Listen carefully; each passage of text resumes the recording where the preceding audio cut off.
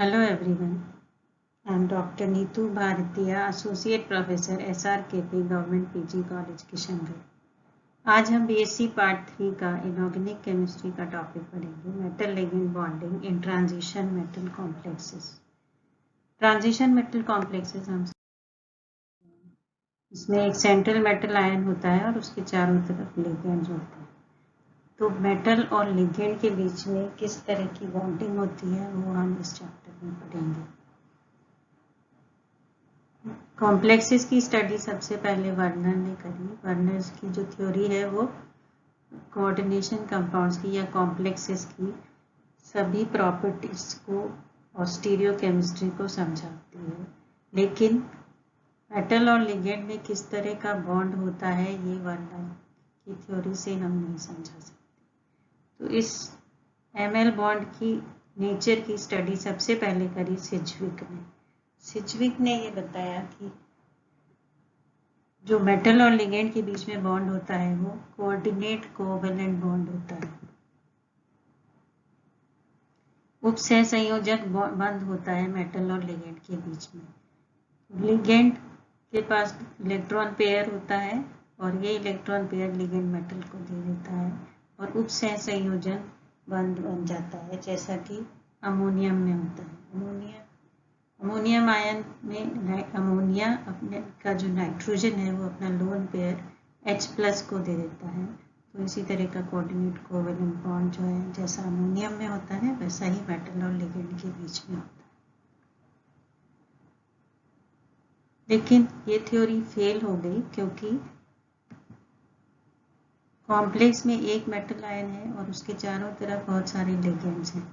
तो ये जो लिगेंड्स हैं ये सब लिगेंड्स अगर मेटल को इलेक्ट्रॉन्स देंगे तो मेटल पे बहुत ज़्यादा चार्ज अक्यूमुलेट हो जाता है।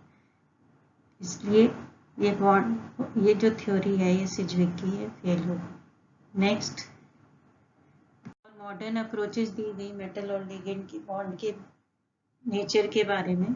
तो सबसे पहली इसमें है वैलेंस बॉन्ड थ्योरी जो पॉलिंग ने दी और इसके बारे में आप सेकेंड ईयर में पढ़ चुके हैं। थर्ड ईयर में जो हम मेनली पढ़ेंगे वो है क्रिस्टल फील्ड थ्योरी। ये किसने दी? बेथे एंड वैन वीक ने दी। उसके बाद मॉलिक्यूलर ऑर्बिटल थ्योरी मोलिकन ने दी और लिगेंड फील्ड थ्योरी ऑर्गन ने दी। इन चारों को हम modern theories of metal ligand bond बोलते हैं। तो अब हम सबसे पहले थोड़ा सा वैलेंस बॉन्ड थ्योरी को VBT को थोड़ा ब्रीफ में पढ़ेंगे। उसके बाद VBT की जो लिमिटेशंस हैं उसकी क्या कमियां रही जिसकी वजह से नई थ्योरी देनी पड़ी क्रिस्टल फील्ड थ्योरी, उसके बारे में पढ़ेंगे। और लिमिटेशंस के बाद नेक्स्ट क्लास में हम क्रिस्टल फील्ड थ्योरी के बारे में पढ़ेंगे जो आपका थर्ड ईयर का मेन टॉपिक है। तो वैलेंस बॉन्ड थ्योरी में सबसे पहले जो सेंट्रल मेटल एटम है वो अपने कोऑर्डिनेशन नंबर संयोजन संख्या के बराबर डी ऑर्बिटल्स जो हैं उनको वेकेंट करता है या खाली करता है, उनको उपलब्ध कराता है। और ये वेकेंट ऑर्बिटल्स या रिक्त कक्षक जो हैं वो आपस में हाइब्रिडाइज हो जाते हैं, संकरित हो जाते हैं और संकरित होकर नए बॉन्डिंग ऑर्बिटल्स बनाते हैं जो अधिक दिशात्मक होते हैं, इसलिए ज़्यादा स्ट्रॉन्ग बॉन्ड्स बनते हैं। तो ये जो मेटल की खाली हाइब्रिड ऑर्बिटल्स जो बन जाती हैं वो हाइब्रिड ऑर्बिटल्स खाली हैं, वो मेटल की ऑर्बिटल्स तो खाली हैं और लिगेंड के पास फील्ड ऑर्बिटल्स हैं, लिगेंड के पास लोन पेयर होता है। तो मेटल की खाली और लिगेंड की भरी हुई कक्षकों में अतिव्यापन होता है, उसकी वजह से मेटल लिगेंड बॉन्ड बनता है। कॉम्प्लेक्सेस में जो अधिकतर जो हाइब्रिडाइजेशन या संकरण पाए जाते हैं वो इस टेबल में हमने दिखा रखे हैं। अगर कोऑर्डिनेशन नंबर मेटल का यानी कि संयोजन संख्या मेटल की 6 है तो उसका जो हाइब्रिडाइजेशन होगा, संकरण होगा, वो कैसा होगा? D2sp3 और उसकी ज्यामिति होगी ऑक्टाहेड्रल अष्टफल की। ये कॉम्प्लेक्सेस ऑक्टाहेड्रल कॉम्प्लेक्सेस बनाने वाले जो मेटल आयंस हैं उनके एग्जाम्पल्स हैं scandium, titanium, vanadium, chromium, iron, cobalt, manganese, platinum. अगर उपसय संयोजन संख्या 4 है तो उसमें 2 तरह की हाइब्रिडाइजेशन हो सकते हैं, DsP2 और sp3। ज्योमेट्री, अगर DsP2 हाइब्रिडाइजेशन है तो ज्योमेट्री होगी स्क्वायर प्लेनर, और sp3 है तो टेट्राहेड्रल या चतुष्फलकी। स्क्वायर प्लेनर के एग्जाम्पल्स हैं निकल ion, copper ion, palladium, platinum, AU. ये सब स्क्वायर प्लेनर कॉम्प्लेक्सेस बनाते हैं। sp3 हाइब्रिडाइजेशन या टेट्राहेड्रल कॉम्प्लेक्सेस जो बनाते हैं वो जिंक, कैडमियम, मरकरी बनाते हैं। इसके बाद उपसय संयोजन संख्या अगर 2 है तो हाइब्रिडाइजेशन होगा sp और ज्योमेट्री होगी लीनियर। ये मिलता है Ag1 और Au1।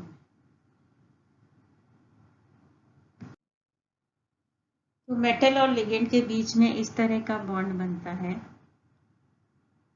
ये सिग्मा बॉन्ड कहलाता है। इसमें क्या है, लिगेंड के जो लोन पेयर ऑफ इलेक्ट्रॉन्स हैं वो लिगेंड मेटल की खाली ऑर्बिटल को दे रहा है, तो ये सिग्मा बॉन्ड हो गया। लेकिन इसकी वजह से मेटल आयन पे बहुत ज़्यादा चार्ज एक्यूमुलेट हो जाता है, तो इस चार्ज को उदासीन करने के लिए मेटल की जो भरी हुई ऑर्बिटल्स हैं वो लिगेंड की खाली ऑर्बिटल्स, जैसे लिगेंड के पास एंटी बॉन्डिंग ऑर्बिटल्स हैं, मान लो पाई स्टार ऑर्बिटल्स, तो वो खाली हैं, और मेटल के पास कोई फील्ड डी ऑर्बिटल्स हैं, तो ये जो डी फील्ड ऑर्बिटल्स मेटल की वो लिगेंड की रिक्त कक्षकों के साथ ओवरलैप कर लेती है और ये पाई बॉन्ड बन जाता है।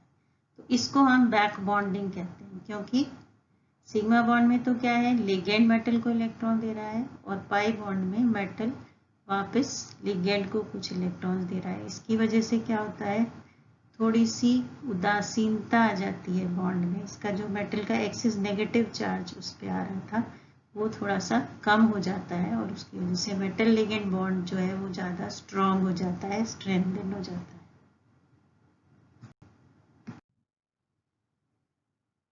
वैलेंस बॉन्ड थ्योरी से हम बहुत सारी प्रॉपर्टीज कॉम्प्लेक्सेस की जो होती हैं उनको समझा सकते हैं, जैसे ज्योमेट्री ऑफ कॉम्प्लेक्सेस। कॉम्प्लेक्सेस की ज्योमेट्री कैसी होगी ये हम उसके हाइब्रिडाइजेशन से बता सकते हैं।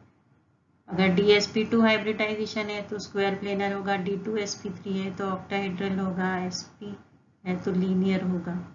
इसी तरह मैग्नेटिक प्रॉपर्टीज को भी हम समझा सकते हैं, नंबर ऑफ अनपेयर्ड इलेक्ट्रॉन्स हम निकाल सकते हैं हाइब्रिडाइजेशन अगर हमको पता है तो, और नंबर ऑफ अनपेयर्ड इलेक्ट्रॉन से मैग्नेटिक मोमेंट निकाल सकते हैं, और हम बता सकते हैं कि जो आपका कंपाउंड है या कॉम्प्लेक्स है वो पैरामैग्नेटिक होगा या डायमैग्नेटिक होगा।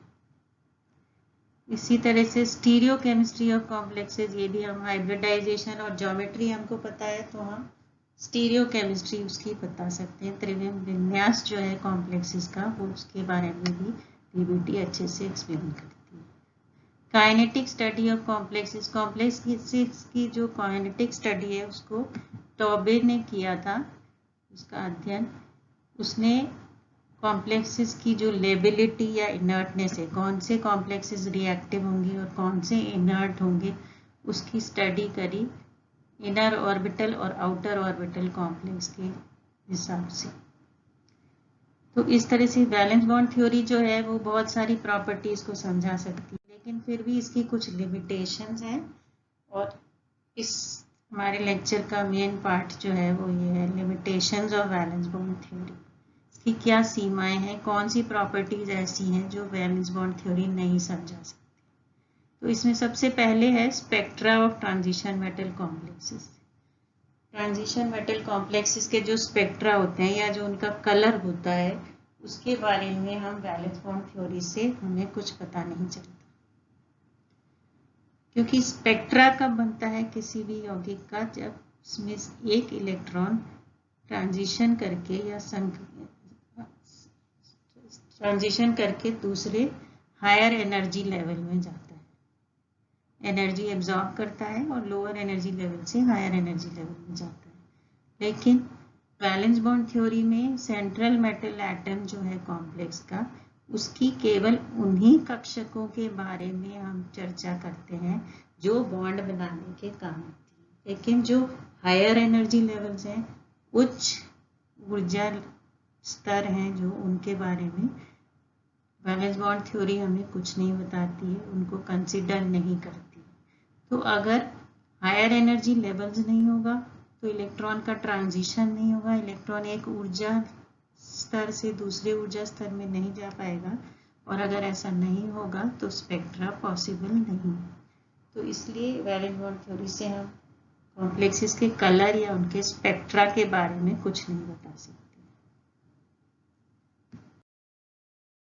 नेक्स्ट जो इसकी लिमिटेशन है वो है magnetic properties and geometry of complexes. तो वैलेंस बॉन्ड थ्योरी बहुत हद तक हमें मैग्नेटिक प्रॉपर्टीज और कॉम्प्लेक्सेस की ज्योमेट्री के बारे में बताती है, लेकिन फिर भी कई बार प्रायोगिक जो रिजल्ट्स हैं वो इससे वैलेंस बॉन्ड थ्योरी के प्रिडिक्शन से मैच नहीं कर पाते, और हम एग्जैक्टली नहीं बता सकते मैग्नेटिक प्रॉपर्टी से कि वो उसकी पैरामैग्नेटिक होगा या डायमैग्नेटिक होगा, उसकी वैलेंस बॉन्ड स्ट्रक्चर को देख के नहीं बता सकते। जैसे वैलेंस बॉन्ड थ्योरी के अकॉर्डिंग जो निकल का साइनो कॉम्प्लेक्स है उसमें क्या होगा, DsP2 हाइब्रिडाइजेशन होगा। साइनाइड लिगेंड के साथ निकल आयन जो है वो स्क्वायर प्लेनर कॉम्प्लेक्स बनाता है, क्योंकि उसमें हाइब्रिडाइजेशन कैसा होगा, DsP2 हाइब्रिडाइजेशन होगा। तो इसमें क्या होता है, निकल +2 का कॉन्फ़िगरेशन क्या है, 3d8।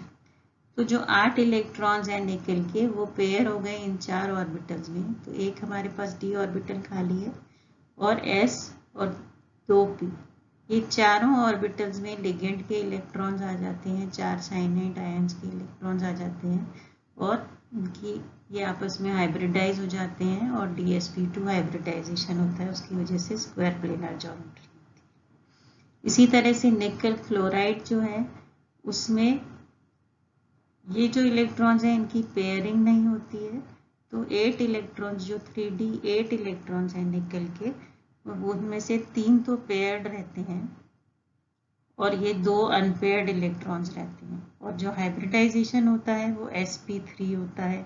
4s और 4p के 3 ऑर्बिटल्स आपस में हाइब्रिडाइज करके sp3 हाइब्रिडाइजेशन बनाती है। तो इसलिए इसमें 2 अनपेयर्ड इलेक्ट्रॉन्स रहते हैं, इसलिए निकल क्लोराइड जो है वो पैरामैग्नेटिक होना चाहिए। तो अकॉर्डिंग टू VBT निकल chloride should be paramagnetic and निकल साइनाइड शुड बी डायमैग्नेटिक। ठीक है, लेकिन एक्सरे स्टडी अगर हम देखें तो कई निकल के जो पैरामैग्नेटिक कॉम्प्लेक्सेस हैं जो VBT के अकॉर्डिंग क्या होने चाहिए, टेट्राहेड्रल, लेकिन वो उनका अगर हम एक्सरे स्ट्रक्चर देखें तो वो स्क्वायर प्लेनर ज्योमेट्री शो करते हैं। तो जो एक्सपेरिमेंटल रिजल्ट्स हैं वो वैलेंस बॉन्ड थ्योरी जो प्रिडिक्ट करती है उससे मैच नहीं करते हैं कई बार, इसलिए वैलेंस बॉन्ड थ्योरी अच्छे से मैग्नेटिक प्रॉपर्टीज या ज्योमेट्री को नहीं समझा सकती। इसके अलावा मैग्नेटिक बिहेवियर जो है कॉम्प्लेक्सेस का वो टेम्परेचर के साथ, ताप के साथ परिवर्तित होता है, चेंज होता है, उसको भी वैलेंस बॉन्ड थ्योरी नहीं समझा सकती। नेक्स्ट जो जिसकी लिमिटेशन है वो है type of hybridization. Valence bond theory में आपने प्रीवियस क्लास में पढ़ा होगा कि उसमें 2 तरह के कॉम्प्लेक्सेस बनते हैं, इनर ऑर्बिटल कॉम्प्लेक्स और आउटर ऑर्बिटल कॉम्प्लेक्स। कुछ लिगेंड्स जो हैं जैसे वाटर और हैलाइड आयंस वो बनाते हैं हाई स्पिन कॉम्प्लेक्सेस या इनर ऑर्बिटल कॉम्प्लेक्सेस, और साइनाइड आयंस जो है वो बनाते हैं लो स्पिन कॉम्प्लेक्सेस या आउटर ऑर्बिटल कॉम्प्लेक्सेस। जैसे आयरन का अगर हम कंसिडर करें तो आयरन का जो एक्वा कॉम्प्लेक्स है वो पैरामैग्नेटिक होता है, उसमें 4 अनपेयर्ड इलेक्ट्रॉन्स होते हैं और हाइब्रिडाइजेशन होता है sp3d2, और लेकिन उसका जो साइनाइड आयन के साथ कॉम्प्लेक्स बनता है वो डायमैग्नेटिक होता है, उसमें d2sp3 हाइब्रिडाइजेशन होता है। इसकी कॉन्फ़िगरेशन हम नेक्स्ट स्लाइड में देख सकते हैं। ये आयरन का एक्वा कॉम्प्लेक्स है, इसमें 3d में ये आयरन के 6 इलेक्ट्रॉन्स हैं, तो इसमें से 4 अनपेयर्ड इलेक्ट्रॉन्स हैं और जो हाइब्रिडाइजेशन होगा वो इन sp3 एक s 3 p और 2 d, कौन से d, 4d ऑर्बिटल्स, तो sp3d2 हाइब्रिडाइजेशन होगा, इसको हम बोलते हैं आउटर ऑर्बिटल कॉम्प्लेक्स बनता है। तो इसलिए इसमें 4 अनपेयर्ड इलेक्ट्रॉन्स हैं तो ये पैरामैग्नेटिक है। इसी तरह साइनो कॉम्प्लेक्स जो है इसमें आयरन के जो 6 इलेक्ट्रॉन्स हैं +2 के वो d ऑर्बिटल्स में पेयर्ड हो जाते हैं और इसमें 3d ऑर्बिटल्स हाइब्रिडाइजेशन में काम आती हैं, तो इसको हम बोलते हैं d2sp3 हाइब्रिडाइजेशन। तो इसमें क्योंकि 3d ऑर्बिटल्स हैं तो ये इनर ऑर्बिटल कॉम्प्लेक्स है। तो वैलेंस बॉन्ड थ्योरी से हम ये नहीं बता सकते कि कुछ लिगेंड्स आउटर ऑर्बिटल कॉम्प्लेक्स बनाते हैं और कुछ इनर ऑर्बिटल्स बनाते हैं, तो वो क्यों बनाते हैं इसको हम नहीं समझा सकते। डिफॉर्मेशन इन ज्योमेट्री, एक और ड्रॉबैक जो वैलेंस बॉन्ड थ्योरी का है वो ये है कि कुछ कॉम्प्लेक्सेस जो हैं वो कॉपर के, जैसे कॉपर 2 के और टाइटेनियम 2 कॉम्प्लेक्स जो है वो डिस्टॉर्टेड होती है, उनकी ज्योमेट्री विकृत होती है, तो इसको हम वीबीटी से नहीं समझा सकते। जैसे कॉपर का या कोई भी मेटल जो है उसके साथ अगर 6 समान लिगेंड या 4 समान लिगेंड जुड़े हुए हैं तो उनकी सब लिगेंड्स की मेटल से दूरी समान होनी चाहिए। लेकिन अगर हम कॉपर का एक्वा कॉम्प्लेक्स देखें तो उसमें 4 लिगेंड्स तो एक ही डिस्टेंस पर हैं और उसकी वजह से वो चारों जो है वो एक स्क्वायर की शेप में होते हैं, लेकिन जो 2 लिगेंड्स हैं वो उनका जो डिस्टेंस है वो थोड़ा सा अधिक होता है उन चारों की अपेक्षा, जिसकी वजह से इसमें विकृत अष्टफल की ज्यामिति होती है, जिसको हम वैलेंस बॉन्ड थ्योरी से समझा नहीं सकते। नेक्स्ट है stability of copper 2 square planar complexes. Copper 2 ion जो होता है वो स्क्वायर प्लेनर कॉम्प्लेक्सेस बनाता है और वो कॉम्प्लेक्सेस बहुत स्टेबल होते हैं, लेकिन जैसा कॉपर 2 का कॉन्फ़िगरेशन है उसी तरह का कॉन्फ़िगरेशन CO2 में है, तो लेकिन ये CO2 स्टेबल नहीं है क्योंकि इसमें से एक d इलेक्ट्रॉन जो है वो हायर एनर्जी लेवल में चला जाता है और वो जल्दी से उस इलेक्ट्रॉन को लूज कर लेता है और CO+3 आयन बन जाता है।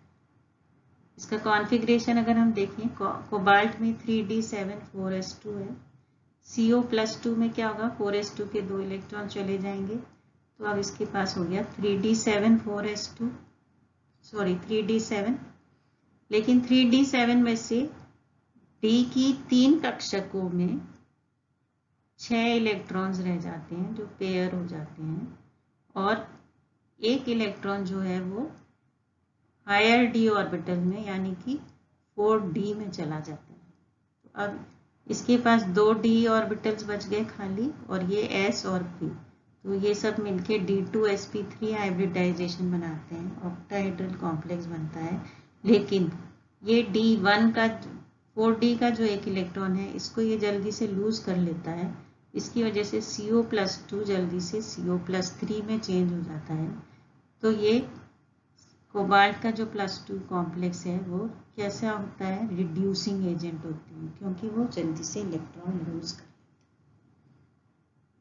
सेम केस कॉपर में है, कॉपर का कॉन्फ़िगरेशन है 3d9 4s2, Cu+2 में क्या होगा, 4s2 के 2 इलेक्ट्रॉन निकल जाएंगे, तो कॉपर का कॉन्फ़िगरेशन हो गया 3d9 हो गया, जिसमें से 3d8 यहाँ होगा और 4p में एक इलेक्ट्रॉन जाना चाहिए। और अगर ऐसा होता है तो 4p का इलेक्ट्रॉन जल्दी से लूज होना चाहिए, लेकिन ऐसा नहीं होता। कॉपर +2 के जो कॉम्प्लेक्सेस हैं वो बहुत स्टेबल होते हैं,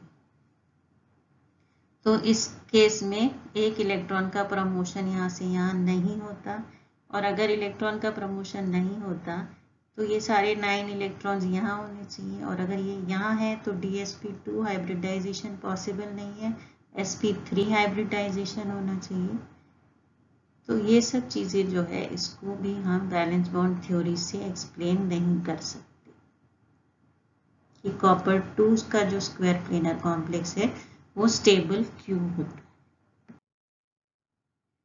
too much stress on metal orbitals. Valence bond theory जो है वो वैलेंस बॉन्ड थ्योरी बहुत ज़्यादा कॉन्सेंट्रेट करती है मेटल आयन के ऊपर। मेटल आयन का इलेक्ट्रॉनिक कॉन्फ़िगरेशन कैसा है, उसके पास कितने इलेक्ट्रॉन्स हैं, उनके ऑर्बिटल्स का हाइब्रिडाइजेशन है, इन सब चीज़ों को हम वैलेंस बॉन्ड थ्योरी में कंसिडर करते हैं। लेकिन लिगेंड्स जो है उनको जस्ट हम एक इलेक्ट्रॉन पेयर डोनर मानते हैं। लिगेंड्स के बारे में वैलेंस बॉन्ड थ्योरी ने कुछ डिस्कशन नहीं किया गया, जबकि इसमें इसको बताना चाहिए था कि कुछ साइनो कॉम्प्लेक्स अलग तरह का कॉम्प्लेक्स क्यों बनाता है, साइनो लिगेंड और वाटर और फ्लोराइड लिगेंड्स या हेलाइड लिगेंड्स जो हैं वो अलग तरह का कॉम्प्लेक्स बनाते हैं।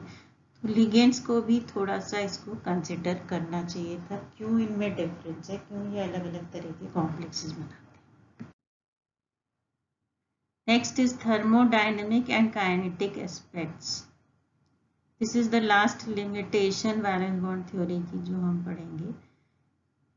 तो वैलेंस बॉन्ड थ्योरी जो है वो एक्साइटेड स्टेट्स कॉम्प्लेक्सेस की जो है उसको नेग्लेक्ट करता है, उसके बारे में कुछ नहीं बताता है, इसलिए हम उसकी थर्मोडायनेमिक प्रॉपर्टीज जो है कॉम्प्लेक्सेस की उनकी स्टडी नहीं कर सकते